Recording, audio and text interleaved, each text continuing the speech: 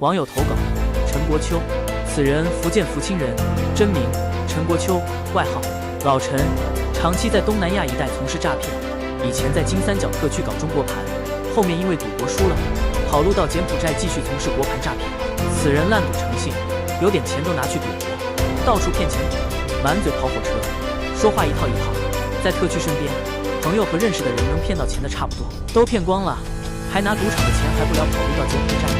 这种人够改不了吃屎。广大网友注意此人，谨防受骗。